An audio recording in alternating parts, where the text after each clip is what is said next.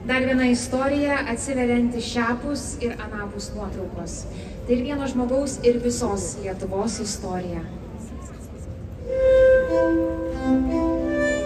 Čia 1960.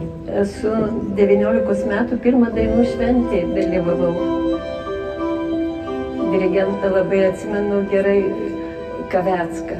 Stotas jo išėjo, kad mes paklūstam jo tam batutui, visi vienodai.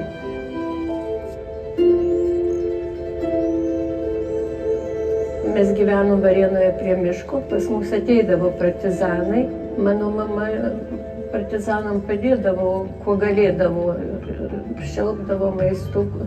Mes ir patys neturtingai gyvenom, bet padėdavo.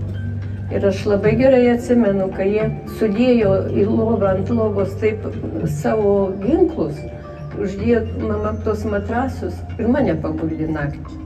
Ir aš žinau, kad tie ginklai, bet kodėl neslėpė nuo vaiko, kad ir gulėjau aš ant tų ginklų.